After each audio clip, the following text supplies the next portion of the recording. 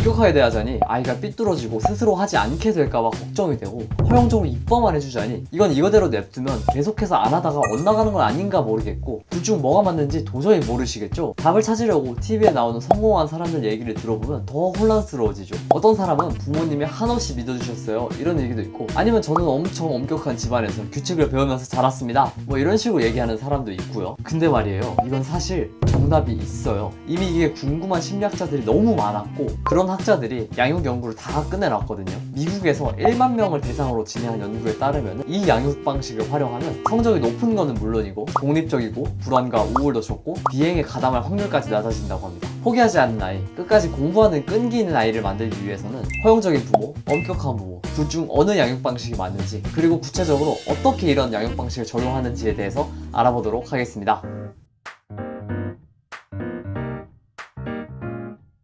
안녕하세요, 위드러너입니다. 결국 부모님들은 우리 아이가 왜 이리 공부를 안 할까? 이게 제일 고민이실 거예요. 한다고 말만 하고 안에서 야단도 쳐보고, 그러다 애가 반항하거나 토라져서 그냥 놔둬야 하나 고민도 하셨겠죠. 오늘은 이렇게 허용적으로 해야 되는지 아니면 엄격해야 하는지 그 고민을 해결해 드리도록 하겠습니다. 그러면 바로 결론부터 말씀을 드릴게요. 우리는 허용적이면서도 엄격한 부모가 되어야 됩니다. 아니 이게 무슨 소리야? 따뜻한 아이스 아메리카노 달라는 것도 아니고 허용적이면서도 엄격하라는 게 뭔 소리냐? 근데 그게 가능합니다. 아니, 가능할 뿐만 아니라 이렇게 돼야 돼요. 사실 이 둘이 모순되는 건 아닌데요. 근데 먼저 허용적인 부모와 엄격한 부모가 무엇인지에 대해서 정의를 하고 가보죠. 이걸 알기 위해서는 심리학에서 부모의 양육 태도를 나누는 두 가지 축에 대해서 알아야 되는데요. 양육 태도는 크게 지지와 요구 두 가지 기준으로 나뉩니다. 이 요구, 지지라는 두 가지 기준으로 총 4가지의 양육 방식이 나오는데요. 각각 허용적 양육 방식, 현명한 양육 방식, 방임적 양육 방식, 독재적 양육 방식이에요. 사실 뭐 이름만 봐도 뭘 해야 되는지는 알 것 같죠? 우리는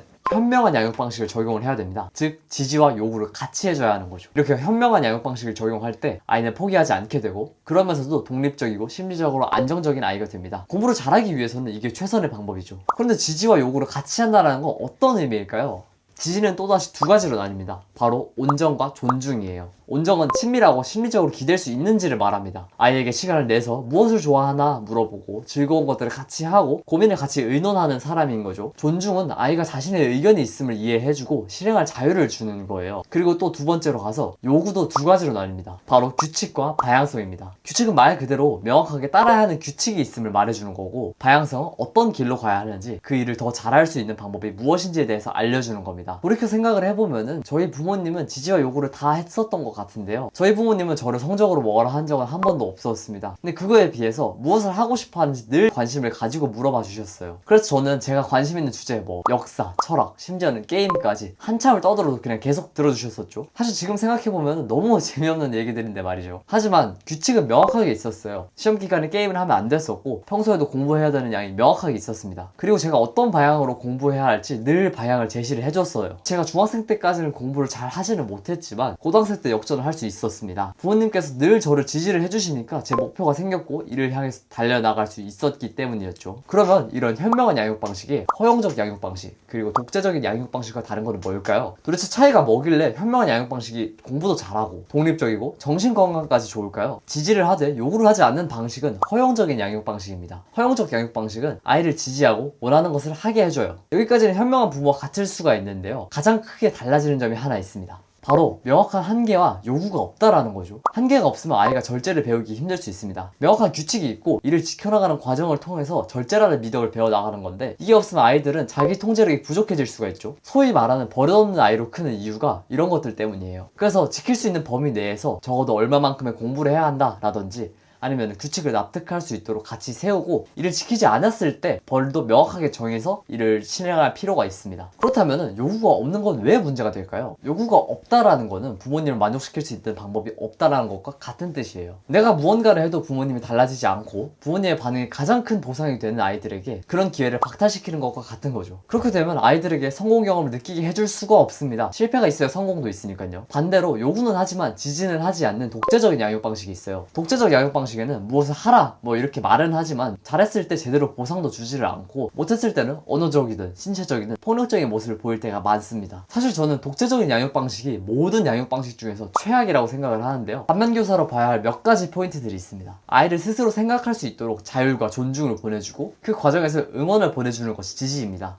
근데 이 지지가 없으면 정서 불안 뭐 이런 거는 말할 필요도 없고 실질적으로 공부의 측면에도 손해가 너무 많아요. 가장 공부의 측면에서 중요한 거는 자기주도적인 역량이 상당히 부족해진다는 건데요. 공부는 결국 혼자서 해야 됩니다. 근데 이렇게 해라 저렇게 해라 자꾸 말하고 자율성을 주지 않으면은 결국에는 혼자 하는 방법이 있게 만들 가능성이 굉장히 높아요. 그럼 어떻게 되냐? 아이는 공부를 못하고 부모님은 계속 화내고 요구하게 돼요. 악순환이 반복이 되는 거죠. 그리고 또한 독재적 양육 방식의 요구는 그 기준이 너무 높은 경우가 많아요. 요구는 어느 정도 달성할 수 있을 때 의미가 있습니다. 아예 부족하다 이렇게만 계속 말하게 되면은 공부를 잘해야 한다, 나는 부족하다, 이런 불안이 내재화되기가 쉬워요. 이 내재화된 불안은 사실 어렸을 때도 문제인데 커서도 없어지질 않습니다.